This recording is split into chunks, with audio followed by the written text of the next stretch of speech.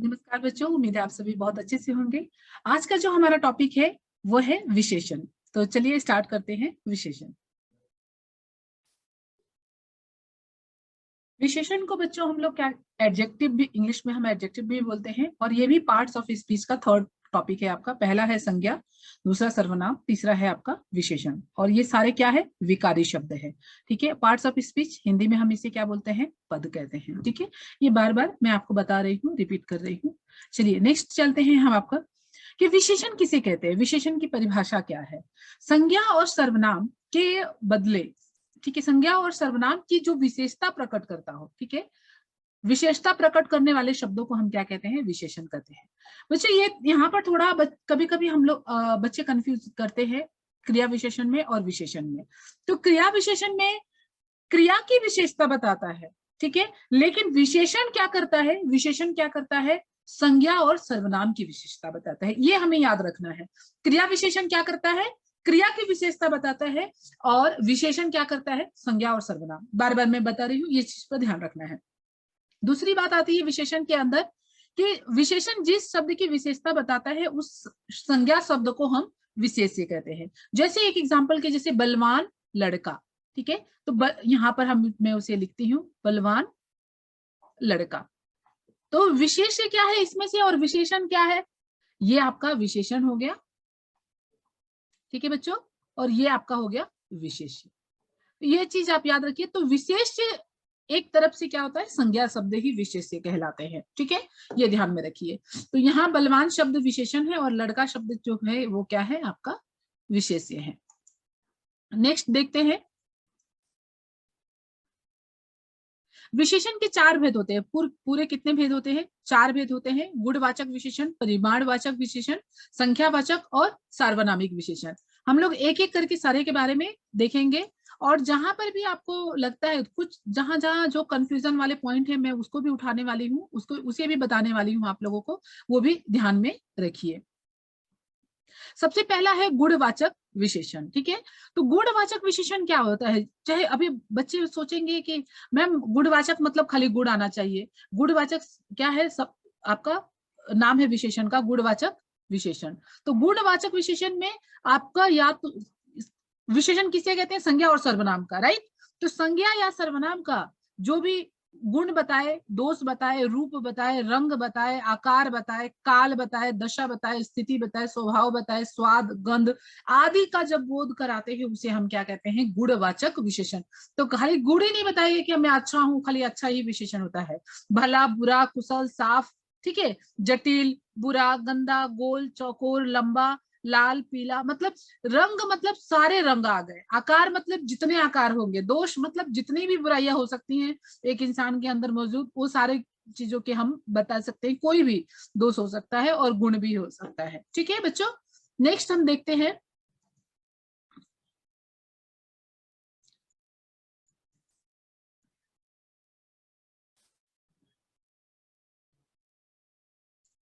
अभी आप लोगों को क्या करना है बच्चों, यहाँ पे मैंने कुछ आप नोटबुक में पिक्चर तो नहीं कर सकते लेकिन नाम लिख सकते हैं आप लोग। इन वस्तुओं को देखिए, और इसके लिए प्रत्येक वस्तु के लिए आप एक एक विशेषण लिखिए। प्रत्येक वस्तु के लिए एक एक विशेषण लिखेंगे तो आपको पता चलेगा कि क्या। अभी इसमें देखिए अंडा क्या दिख रहा है, अंडा के लिए हम कौन, अंडा या तो सफेद है, सफेद अंडा के वाक्य नहीं बनाना है हमें, ठीक है, सफेद अंडा लिख सकते हैं। दूसरा क्या लिख सकते हैं, इसके आकार पे भी लिख सकते हैं, ठीक है, आकार पर भी लिख सकते हैं। तीसरा ये पिज्जा के लिए लिख सकते हैं, आपका शेप के लिए लिख सकते हैं, ये क्या आपका जो कद्दू है वो किस तरीके का है, ओवल शेप का है, तो शेप में लिख सकते हैं। या ऑरेंज, नीला, ऑरेंज कलर, ऑरेंज कलर के लिए लिख सकते हैं हम, ठीक है, नारंगी कलर के लिए लिख सकते हैं। चाय के लिए हम क्या लिख सकते हैं, गरम चाय। तो ये सारे जो है, ये सब वर्ड है वो आपकी क्या है, विशेषण शब्द है। पीला फूल, ठीक है, तो ये सारे शब्द क्या हो गए, आपके विशेषण है। सफेद बादल, छोटा घर, ठीक है। गुलाब के फूल के लिए भी अगर हम आप कुछ विशेषण लिखना है तो आप ये कुछ चीजों के लिए आप विशेषण लिखिए और देखिए कि आपको आ रहा है कि नहीं। तो जो अगर विशेषता, जिसकी विशेषता बताता है वो क्या हो गया, आपका विशेष्य हो गया, और विशेष्य, और दूसरा हो गया आपका, ये हो गया आपका विशेषण शब्द, ठीक है बच्चों। नेक्स्ट हम देखते हैं,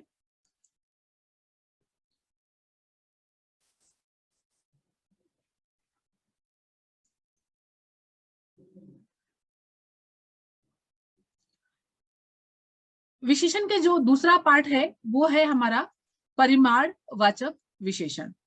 परिमाण मतलब होता है मात्रा बताना, ठीक है बच्चे। बच्चे बहुत गलतियां करते हैं यहाँ पर। परिमाणवाचक विशेषण आता है तो कभी तो लिखने, सबसे पहले तो लिखने में गलतियां।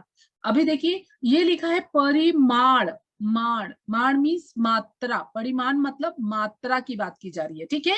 और ये दूसरा एक होता है, क्या लिखते हैं हम उसको, परिणाम, परिणाम। तो ये होता है रिजल्ट, ये क्या हो जाता है आपका रिजल्ट। इस बच्चों बच्चों यहाँ पे बहुत गलतियां करते हैं। परिमाण, परिमाण मतलब जहां आता है बीच में परि के बाद, तो ये समझ लो इससे कि ये मात्रा की बात की जा रही है। तो परिमाण में अभी क्या होता है, दो तरीके के होते हैं, निश्चित और अनिश्चित। दोनों भी तरीके के भी हो सकते हैं। जैसे जैसे मैंने बोला कि कुछ रोटी, ऐसे कुछ हमने बता दिया कुछ रोटी चाहिए, तो इस जो कुछ अनिश्चित शब्द जो होंगे वो सब क्या हो जाएंगे, अनिश्चयवाचक सर्वनाम में हो जाएंगे, ठीक है। जैसे देखिए निश्चितवाचक सर्वनाम क्या हो गया, इससे मापतौल की निश्चित मात्रा का, सबसे पहले तो परिमाण में मात्रा वाली ही चीजें होनी चाहिए जिसका हम माप सकते हैं, तोल सकते हैं, उसको वजन कर सकते हैं, वैसी ही वस्तु क्या होते हैं परिमाण में आती है। जैसे मैंने बात किया 4 लीटर दूध, 1 क्विंटल गेहूं, 10 ग्राम सोना, तो ये सब जो जिसके हम निश्चित मात्रा बता सकते हैं, जो कि जिस भी वस्तु का जिसकी मात्रा बता सकते हैं, उसको हम क्या कहते हैं, निश्चित परिमाण वाचक विशेषण, ठीक है बच्चों। नेक्स्ट देखते हैं हम, अभी अनिश्चित परिमाण वाचक क्या होता है। अनिश्चित मतलब जैसे मैंने बोला मुझे थोड़ा सा कॉइन दे दो, थोड़ा सा कुछ दे दीजिए। अब थोड़ा सा सोना तो नहीं मांग सकते, बहुत सारे कॉइन बोल सकते हैं हम लोग, ठीक है। तो ये जब थोड़ा बहुत अधिक इतना, जहां पे मात्रा का निश्चितता का पता ना हो कि कितना बोल रहे हैं, काउंट कुछ भी हो सकता है, ठीक है, उसपे कुछ निश्चित तो मात्रा नहीं होती है, उसे हम क्या बोलते हैं, अनिश्चित, अनिश्चित परिमाणवाचक विशेषण। नेक्स्ट है आपका संख्यावाचक विशेषण। अभी परिमाण में हमने क्या बताया, मात्रा बताया। संख्यावाचक विशेषण में क्या होता है, काउंट करना, संख्या जहां पे पता चल जाए। अब संख्यावाचक में भी सेम चीज प्रॉब्लम है। संख्या में भी दो तरह के आते हैं, एक क्या होते हैं, निश्चित संख्यावाचक और अनिश्चित संख्यावाचक। तो जैसा आपका सेम परिमाणवाचक में है वैसा ही संख्यावाचक में भी होगा।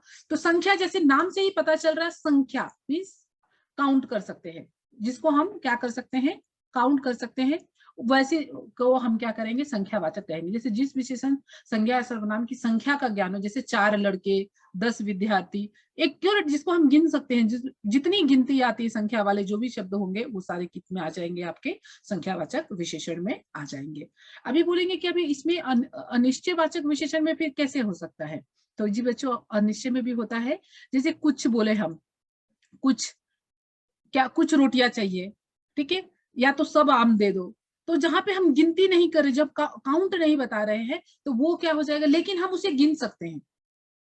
काउंट जैसे अभी हम बता रहे हैं, रोटी की बात की जा रही है, रोटी की बात की जा रही है, तो रोटी तो हम गिन सकते हैं ना, 2 4 5 7 8 रोटी गिन सकते हैं। आम भी कितने भी रहने तो हम काउंट कर सकते हैं। तो ये संख्यावाचक मतलब हम उसकी गिनती कर सकते हैं, लेकिन जहां पर संख्या का निश्चित रूप नहीं पता चलता है उसे हम अनिश्चित संख्यावाचक कहेंगे। और जहां पर निश्चित पता कर दिया जाए, 2 3 4 मेंशन कर दिया जाए जिसको, उसे हम क्या कहेंगे, निश्चित संख्यावाचक, ठीक है बच्चों।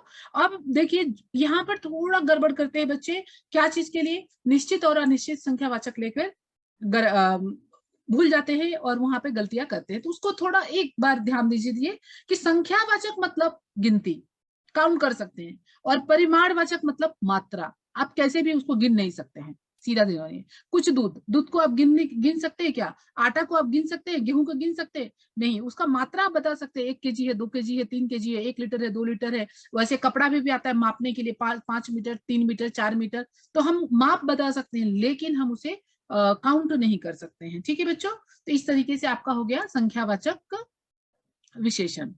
नेक्स्ट देखते हैं,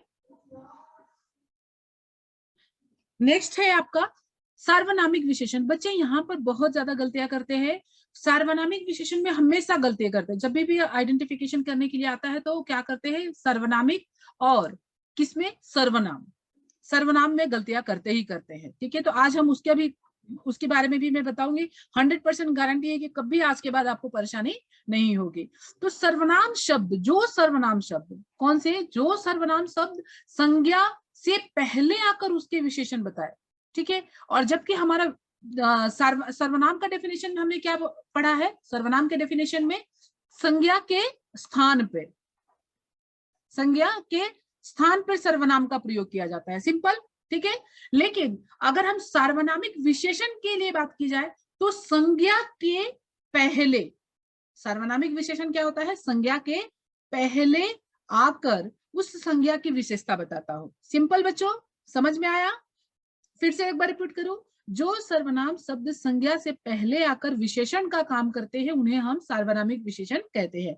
जैसे यह बालक, वह विद्यालय, ठीक है, उस फकीर, तो ये उस फकीर की बात कर रहा है, ये वह विद्यालय, उस विद्यालय की बात कर रहा है, और यह बालक की बात कर रहा है, ठीक है। तो ये बालक क्या है, यहाँ पर संज्ञा है, याद रखिए, ये भी संज्ञा है, ये भी संज्ञा है, ठीक है बच्चों।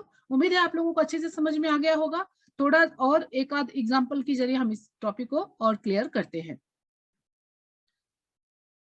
कई जगह निश्चयवाचक सर्वनाम और सार्वनामिक विशेषण, यह और वह किस में आता है, निश्चयवाचक सर्वनाम। अभी हमने रिसेंटली अपलोड किया है सर्वनाम का भी वीडियो। यह और वह किस में आता है, निश्चयवाचक, जो निश्चित, यह साइकिल मेरी है, वह किताब मेरी है, उसकी है, उस तरीके से जब बात की जाए, ठीक है। तो जब निश्चित होता है, निश्चयवाचक सर्वनाम ही हमें सार्वनामिक विशेषण में प्रयोग करते हैं।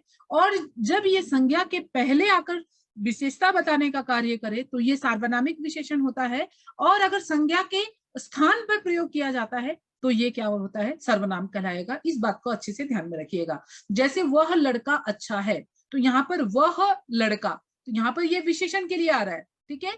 लेकिन वह कहाँ जाएगा, अब ये वह कहाँ जाएगा, यहाँ पर ये भी वह प्रयोग कर रहे हैं हम, लेकिन यहाँ पर जो वह है वो सर्वनाम है, ठीक है बच्चों। ये आप ध्यान में रखिए कि वह के साथ आगे पीछे कोई संज्ञा नहीं लगी हुई है, यहाँ पर जो है वो अकेले है, तो इसलिए यहाँ पर सर्वनाम है, संज्ञा के स्थान पे लगा हुआ है, और ये विशेषण है।